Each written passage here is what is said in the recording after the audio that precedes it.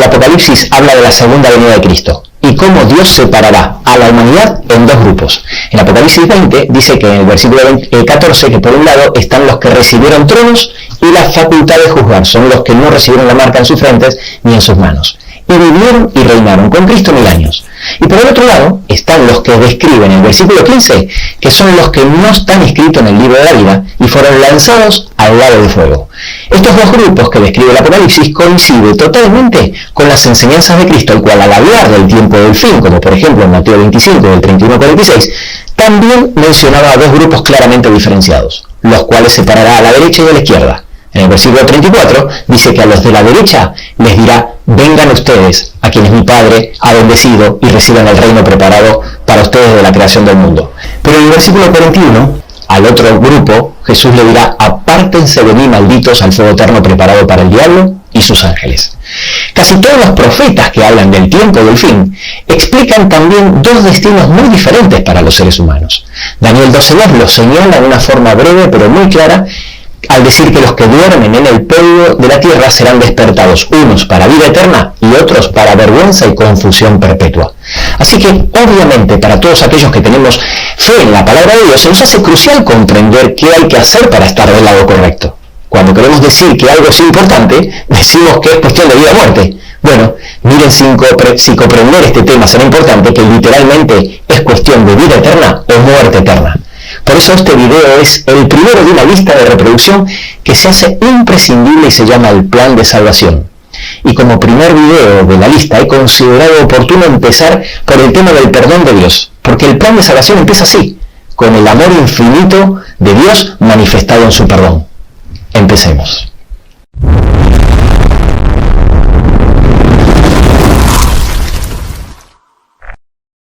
Con todas las enseñanzas de la Biblia es fácil irnos a los dos extremos y perder el equilibrio. Y el tema del perdón de Dios no es una excepción. Hay creyentes que el sentimiento de culpa los aplasta y les cuesta mucho perdonarse a sí mismos y no consiguen ver con claridad el perdón de Dios, o por lo menos no cree que los alcance. Esta es una realidad mucho más frecuente de lo que pensamos en el cristianismo. Tal es así que hay muchos cristianos que no se perciben salvos. ¿Y qué es no sentirse salvos sino no sentirse perdonados? Por otro lado, están los que al descubrir el infinito amor de Dios manifestado en su perdón, llegan a la conclusión que no importa lo que hagan o cómo vivan, al final ese perdón los alcanzará a todos. Concepto totalmente contrario, por cierto, a lo que enseñan los versículos que hemos leído en la introducción de este video y muchísimos otros. Mi intención es abarcar esta temática a lo largo de esta lista de reproducción, pero en este video quiero limitarme a describir el perdón de Dios con la absoluta seguridad que me quedaré muy corto, como un niño que quiere vaciar el océano en su balde de juguete. Lo primero que me gustaría hacer es analizar el significado del verbo perdonar a través de la etimología de la palabra. Me encanta la etimología de las palabras porque nos enseñan muchas cosas. El verbo perdonar está formado por dos vocablos, el prefijo per y el verbo donar. El verbo dar significa que estoy entregando algo, pero no siempre es un regalo. Puedo entregar algo porque lo debo, porque me lo pagaron, o porque es una obligación. Pero el verbo donar es diferente. Nos indica que se está entregando algo sin que se haya pagado por ello. Una donación, siempre, en todos los casos, es un regalo. En el verbo perdonar, el verbo donar viene precedido por el prefijo per. Es un prefijo que significa por completo. Por ejemplo, la definición de durable es duradero, pero si yo busco la definición de perdurable, dirá que dura mucho tiempo. Seguir a alguien quiere decir que voy detrás de una persona, pero si le agrego el prefijo perseguir, entonces el verbo perseguir adquiere una intensidad mucho mayor. En química, por ejemplo, cuando el elemento químico tiene 4 valencias, para diferenciarlo en cada una de ellas se modifica el nombre cambiando la terminación y luego agregando un prefijo. Cuando tiene la valencia más alta, la cuarta, el prefijo que se le agrega es per. Así que, por definición, el perdón es una donación pero de forma superlativa. El perdón no es jamás a medias, no es una disculpa, sino que debe ser por completo y perfecto. Entendiendo esto como punto de partida, quiero decirles que el perdón de Dios no tiene nada que ver con nuestro perdón. Al ser creados a imagen y semejanza de Dios, compartimos muchas características de nuestro Creador. Por ejemplo, Dios nos llama a ser santos como Él es santo. Pero nuestra santidad no tiene nada que ver con la santidad de Dios. Él es santo por naturaleza. Nosotros creamos vida al procrear hijos, pero nuestra capacidad de crear vida no tiene nada que ver con la capacidad de creación de Dios. Él crea por su palabra de la nada. De la misma forma, nosotros podemos perdonar, porque hemos sido creados a su imagen y semejanza, pero no tiene nada que ver nuestro perdón con el de Dios. ¿En qué sentido es diferente? Bueno, en todo. Por ejemplo, cuando nosotros perdonamos, no restauramos la relación. Dios sí. Cuando nosotros perdonamos, no quitamos la culpa. Dios sí. A nosotros el perdón nos puede salir barato. A Dios le salió carísimo. Si alguien te roba una bicicleta y tú decides perdonarlo, ¿cuánto te costó el perdón? Una bicicleta. Pero en el caso de Dios no es así, porque Él es el juez de todo el universo. Entonces, ¿cómo es posible? ¿Cómo hace Dios para odiar el pecado, pero aún así amar al pecador? ¿Cómo es posible que Él haga culpable al inocente a fin de convertir en inocente al culpable? ¿Cómo hace Dios para restaurar la relación a través del perdón? ¿Cómo es posible que Él me quita la culpa ante Él, ante mí, ante todo el universo? ¿Cómo es posible que un ser todopoderoso, perfecto y santo se preocupe en borrar las iniquidades de gente indigna como tú y como yo a un precio tan alto? Bueno, el perdón de Dios es tan amplio y tan complejo que se expresa en la Biblia a través de 4 palabras. 4, ni 3, ni 5. Algunas más raras que otras. Esas 4 palabras son propiciación, redención, remisión y expiación. Son todas palabras legales, es decir, de terminología jurídica, porque la Biblia es un libro legal en sí misma. Habla de juicios, hay pactos que son contratos, está Satanás, que significa el acusador, que es el fiscal, hay un juez, un abogado, etc. Y ya veréis qué interesante, cuando avancemos en el plan de salvación, veremos cómo este gran conflicto entre Jesús y Satanás es un conflicto legal. Por eso casi todos los profetas, y especialmente el Apocalipsis, hablan tanto del juicio, o los juicios, ya que en realidad hay más de uno. Las 4 palabras tienen significados diferentes, pero las 4 acciones fueron realizadas por Cristo en la cruz. Por eso presta mucha atención a lo que te voy a decir. Si quieres entender el perdón de Dios, debes mirar a la cruz de Cristo. Empecemos analizando la primera palabra, propiciación. Muchas veces esta palabra es traducida como piedad, misericordia o perdón. Seguramente habrás oído hablar de la parábola del fariseo y el publicano. En Lucas 18:13 dice que el publicano no se animaba a levantar la vista y golpeándose el pecho dijo, sé propicio a mí. Hay versiones que traducen esta frase como ten piedad de mí o ten misericordia o compasión de mí. Y esto lo hacen para que el texto sea más entendible para el lector promedio que tal vez desconozca el significado de la palabra propiciación. No es que esté mal traducido, ya que de alguna manera propiciación significa misericordia o perdón, pero no es exactamente lo mismo, ya que la palabra propiciación es una palabra técnica que hace referencia a una parte específica del enorme y profundo perdón de Dios. Por eso es tan importante leer diferentes versiones. La palabra propiciación es la palabra griega hilasmos, que significa aplacar la ira de Dios. El Señor no soporta el pecado porque ve sus consecuencias cada día. No lo tolera, simplemente no lo puede consentir. Lo repudia. En definitiva, es incompatible con su naturaleza santa y la presencia del pecado es innegociable en el universo y debe ser extirpado para siempre. Imagínate que alguien cometió un delito, iba conduciendo borracho por la calle y atropella a un niño pequeño el cual muere. Entonces va a juicio para ser juzgado y justo le toca un juez, el cual hace años también perdió a su hijo pequeño porque un hombre ebrio conduciendo lo atropelló. Entonces, cuando el acusado cree que todo está perdido, se entera que el abogado que lo defenderá en el juicio es el hijo mayor del juez. Y entonces le da esperanza, porque ¿quién mejor que su propio hijo para aplacar la ira de su padre? Por eso Jesús es nuestro abogado, porque Él aboga, es decir, intercede en nuestro favor. En 1 Juan 2, del 1 al 2, Él dice, estas cosas escribo no para que pequéis, pero si alguno hubiere pecado, abogado tenemos para con el Padre a Jesucristo el justo.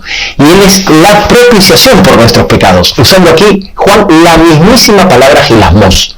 Sí, su amor es tan grande que el juez hizo algo totalmente inesperado que dejó al universo con la boca abierta. Tal como varios versículos lo explican claramente, fue Él mismo el que le pidió a su Hijo que interceda por el acusado. En Romanos 3:25, hablando de Jesucristo, dice que fue Dios quien lo puso como propiciación por medio de la fe en su sangre. O como dice 1 Juan 4:10, en esto consiste el amor, no en que nosotros hayamos amado a Dios, sino que Él nos amó a nosotros y envió a su Hijo en propiciación por nuestros pecados. Es mirando a la cruz como encontramos seguridad en nuestro perdón. Tal vez antes no tenía ningún sentido para ti el nombre que Dios le puso a la tapa de oro que cubre el arca. Pero ahora cuando leas Éxodo 25:17, que Dios la llamó el propiciatorio, posiblemente empiece a tener más sentido. Pasemos a la segunda palabra, redención. La palabra redención es la palabra griega apolútrosis y significa liberar pagando un rescate. Siguiendo con la historia del hombre que conducía ebrio y atropelló a un niño, el juez lo juzga y da el veredicto. Culpable, no tiene más remedio porque es un juez justo. Pero si el padre sorprendió al universo entero, poniendo a su propio hijo de abogado, el hijo lo sorprendió aún más ofreciéndose a sí mismo para pagar la condena con su propia sangre. Eso es exactamente lo que significa redención. En Apocalipsis 5:9, hablando de los salvos, dice, y con tu sangre nos has redimido. Y en Romanos 3:24 dice, siendo justificados gratuitamente por su gracia mediante la redención que es en Cristo Jesús. Y en muchísimos otros versículos pongo en pantalla algunos ejemplos. Nuestra redención fue pagada al mayor precio posible. Nos llevará toda la eternidad poder dimensionar el costo de la cruz. En Gálatas 3:13 nos dice que Cristo nos redimió de la maldición de la ley, hecho por nosotros maldición. Porque está escrito, maldito todo el que es colgado de un madero, dice Pablo, haciendo referencia al texto de Deuteronomio 21:23. ¿Sabes lo que significa hacerse maldito? Ser maldito es peor que anatema. Es peor que la excomunión, sin esperanza, desechado para siempre, cortado como quien amputa un miembro. Eso es lo bajo que tuvo que descender Jesús para rescatarnos y lo separado que tuvo que estar de Dios para redimirnos. Eso explica por qué Cristo fue representado por una serpiente en el asta de bronce que levantó Moisés, cuando la serpiente siempre representa a Satanás en la Biblia. Porque en la cruz, Cristo se hizo maldito por nosotros para redimirnos. Sí, es mirando a la cruz como encontramos un perdón por gracia, un regalo inmerecido. Muy bien, siguiendo con el ejemplo del que aboga por nosotros, paga nuestra condena, pero ¿y la vergüenza? ¿De qué me sirve si estoy libre de la condena si todos saben lo que hice? Ahí entra en juego otra faceta del perdón de Dios, expresada en la siguiente palabra. Remisión. Remisión es la palabra griega áfesis, que significa enviar lejos nuestras transgresiones. Hemos sido perdonados de la condena de la muerte. Cristo, nuestro abogado, nos redimió del castigo. Pero Dios, Jesús y el resto de los seres celestiales siguen sabiendo lo que hicimos. ¡Qué vergüenza! ¿Cómo podré siquiera mirarlos a la cara? Piénsalo por un momento. ¿Cómo se vería un asesino que fue perdonado por un juez? ¿Alguna vez te preguntaste qué sentirá el rey David cuando se encuentra en el cielo con Urías Eteo, el esposo de Betsabé? Para los que no conocen la historia, Urías era un soldado honesto y valiente de David y temeroso de Dios. Al rey David le gustó su esposa Betsabé y adulteró con ella mientras su marido Urías estaba en la batalla. Al poco tiempo, al enterarse David que la dejó embarazada, mandó a matar a Urías y se quedó con su esposa. Después de esto, el profeta Natán lo amonesta duramente, y David, aunque sufre las consecuencias de su pecado y su hijo muere, él, siendo adúltero, mentiroso y asesino, se arrepiente sincera y profundamente y Dios lo perdona. ¿Sabes lo que dijo Dios luego de David? En 1 Reyes 9:4 dice que anduvo con integridad de corazón. Y en 1 Reyes 11:4 dice que el corazón de Salomón no era perfecto como el corazón de David. Pero Señor, David no era un asesino. ¿Ya te olvidaste? Y Dios dice sí. Sí, me olvidé. Cuando Dios dice que perdona y que olvida, olvida de verdad. Y la palabra remisión está relacionada con esto. Por eso en Hebreos 10, del 17 y 18 dice, Dios dice que nunca más me acordaré de tus pecados y transgresiones, pues donde hay remisión, áfesis, de estos no hay más ofrenda del pecado. Esto también lo hizo posible Cristo en la cruz por nosotros, porque como dice Hebreos 9:22, sin derramamiento de sangre no se hace remisión. Por eso en la última cena, cuando Cristo partió el pan y dio a beber del jugo de la vida a sus discípulos, en Mateo 26:28, dice, esta es mi sangre del nuevo pacto que por muchos es derramada para remisión de los pecados. Remisión. Enviar lejos nuestras transgresiones. A esto se refiere Dios cuando en Isaías 43:25 dice, yo soy el que borro tus rebeliones por amor de mí mismo y no me acordaré de tus pecados. Es mirando a la cruz donde encontramos un perdón total y eficaz. Pero aún falta la última palabra. Aún hay un tema sin resolver. Dios envió a su Hijo para interceder y el Hijo pagó el rescate y es posible borrar nuestros pecados para que no sintamos vergüenza ni haya rencor. Pero ¿quién me quita la culpa? Especialmente si hicimos algo grave. ¿Te imaginas cargar toda la eternidad con el peso de la culpa en un paraíso inmerecido? Aquí es donde entra la cuarta palabra. Expiación. La palabra expiación ha sido muchas veces confundida por la palabra propiciación, pero su significado es muy diferente. En las religiones paganas es la persona que comete una falta la que debe reparar o restituir mediante penitencia o castigo. Pero en la Biblia no es así. Aunque nosotros ofendimos a Dios con nuestros pecados, es Él el quien lo expió por nosotros. La expiación en la Biblia proviene de la palabra hebrea kafar, una forma verbal de Kippur, y aparece más de 100 veces en el Antiguo Testamento. Y el significado concreto de expiación en hebreo es cubrir o remover. Cubrir o remover una transgresión. Cuando Adán y Eva pecaron, lo primero que se apoderó de ellos fue un sentimiento de culpa tan grande que se sintieron desnudos. Y ante este sentimiento, querido amigo, no existe ropa en todo el universo que nos pueda vestir, excepto la que nos ofrece Cristo.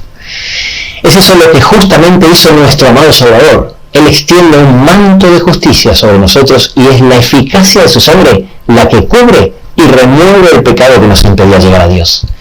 Él cubrirá y removerá para siempre todo vestigio del mal que cometieron sus redimidos, incluso el recuerdo de sus mentes.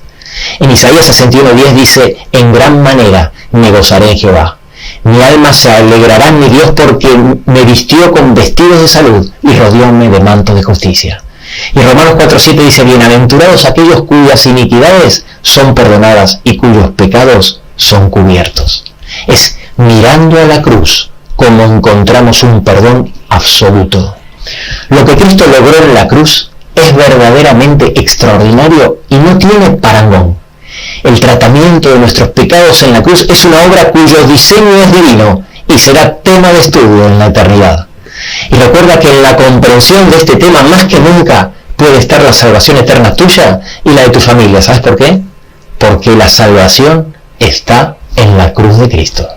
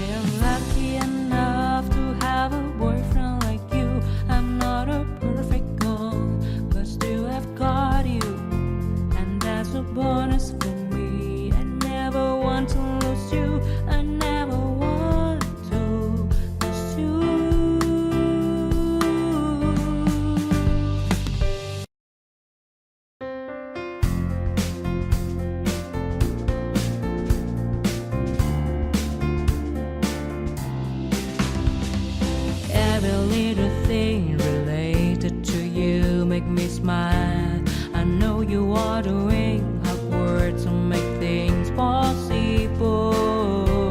I want to let you know that I am with you, and I will be forever. Every little thing related to you make me smile. I know you are doing hard work to make things possible. I want to let you know that I am with you, and I will be forever. When you talk, I want to listen to you for hours. When you are there beside me, I feel like looking at you all the time. My love for you will never really change. Just want to tell you that you mean a lot to me.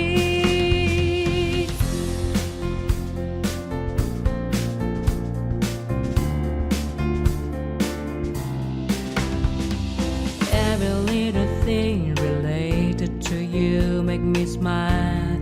I know you are doing hard work to make things possible.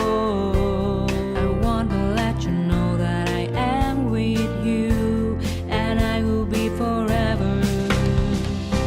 Every little thing related to you make me smile. I know you are doing hard work to make things possible. I want to let you know that I am with you, and I will be